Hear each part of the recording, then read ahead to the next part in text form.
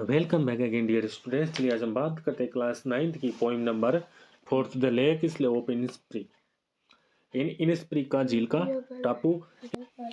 इसका राइटर है William Butler yet. ये कविता है, इसके बारे में थोड़ा सा पहले हम जान लेते हैं।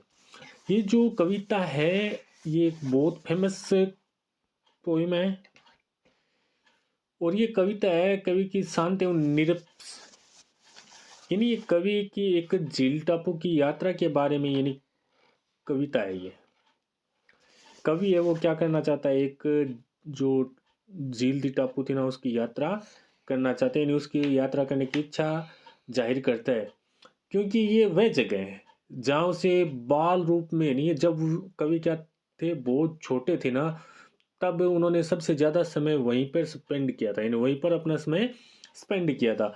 ये जो कविता है ये एक जो निजी मनोभाव है, जो निजी उनका विचार है उनके ऊपर है, क्योंकि यट के जो निजी विचार है, जो निजी थॉट है, उनको लेकर ये कविता है। चलिए आइए रीड करते हैं, इसका हिंदी ट्रांसलेशन जानते हैं। I will arise and go now and go to Innisfree and a small cabin built there of clay and wattles made। अब ये जो एराइज वो केब यहाँ पर आई है, इसका मतलब होता है उठ खड़ा होना, और इनस्प्री का मतलब होता है टापू, और कैबिन का मतलब होता है कुटिया होता ही है, और क्ले का मतलब होता है चिकनी मिट्टी होता है, और जो वटल्ज है, ये जो वटल्ज है ना यहाँ पर वो केब आई है वटल्ज, इसका मतलब होता है गुंथी हुई छिड़ी या टहनिया, यानी गुंथी छिड़ी हुई छिड़िया या टहनिया। यानी आइए हिंदी ट्रांसलेशन जाने। I will rise and go now and go to Innisfree. कवि कहता है कि वह खड़ा होगा, कवि कहता है कि आई विल राइज, कि वह खड़ा होगा, एंड गो नाउ, और वह अब चल भी देगा, गो टू इनस्प्री, और वह कहाँ के लिए चल देगा, इनस्प्री के लिए चल देगा। And A small cabin build their of clay and Vettel made. A small cabin build their of clay and Vettel made, और वह क्या करेगा, जो वह टहनिया है या ना जो गुंथी हुई जो टहनिया, उनसे क्या करेगा, एक छोटी कुटिया बनाएगा वहां पर। 9 bean rows will I have there a hive for the honey bee. वहां पर क्या है, बीन, बीन का मतलब होता है सेब, और वहां पर क्या है 9 बीन, 9 सेम कतारें लगाएगा। क्या लगाएगा, 9 रो, यानी कतार होती है इसका अर्थ, वो 9 सेम की कतारें लगाएंगे। I have there a hive for the honey bean, और वहां पर क्या करेगा, मधुमक्खियों के लिए एक छाता भी रखेगा, वहां पर एक मधुमक्खियों के लिए वो छाता भी रखेगा। And live alone in the bee loud glade, और वह क्या करेगा, अकेला रहेगा, और वह अकेला रहेगा, और जो मधुमक्खियों की भिनभिनाहट है, मधुमक्खियों की जो भिनभिनाहट से गूंजते हुए खुले स्थान में क्या करेगा, अकेला रहेगा, यानी जिस स्थान पर क्या रहेगा।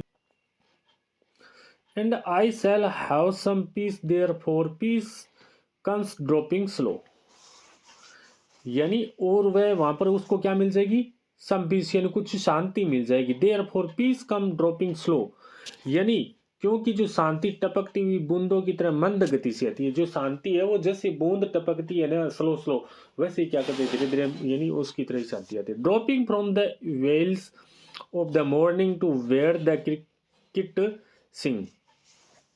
क्रिकेट का मतलब होता है झिंगुर, यानी ये सुबह के घूंघट, यानी सुबह की जो जल्दी की यानी भोर सुबह बूंदों जैसे टपकती आती है। क्या, मॉर्निंग द वेयर क्रिकेट सिंग, यानी जहां पर क्या करता है झिंगूर गाता रहता है, जहां पर क्या करता है सुबह सुबह के जैसे ही सुबह होती है, यानी जो डान का समय होता है ना भोर का, उस समय जो झिंगूर गाना गाता रहता है उस समय।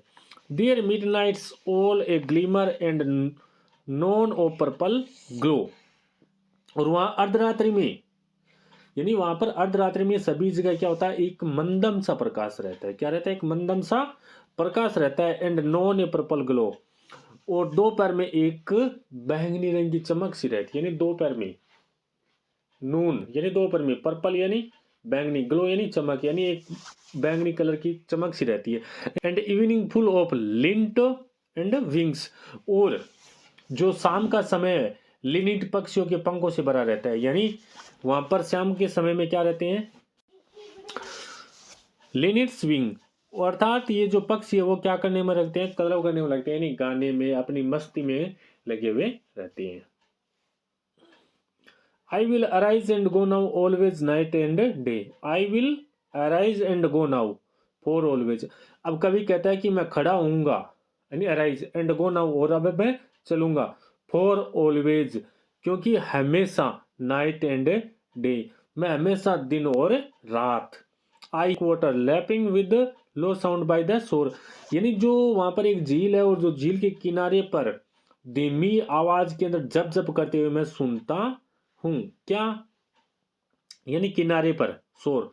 While I stand on the roadway or on the pavement grey.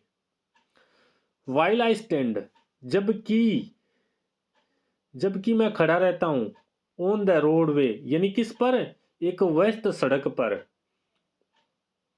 किस पर, एक व्यस्त सड़क पर, ऑन द पेवमेंट ग्रे, एक व्यस्त सड़क पर मैं खड़ा रहता हूं, यानी जो कैसी है, गहरे रंग की, यानी जो स्लेटी रंग की, एकदम जो निराश करने वाली है, जो पैदल चलने वाला रास्ता है, यानी जो स्लेटी रंग का पैदल चलने वाला रास्ता है, उस पर मैं क्या करता हूं, खड़ा हुआ रहता हूं। I hear it in the deep hearts core, और मैं इसे हृदय के डीप कोर, यानी एकदम डीप कोर, यानी केंद्रीय भाग में मैं क्या करता हूं, सुनता हूं। किसको, किसको, प्रकृति को।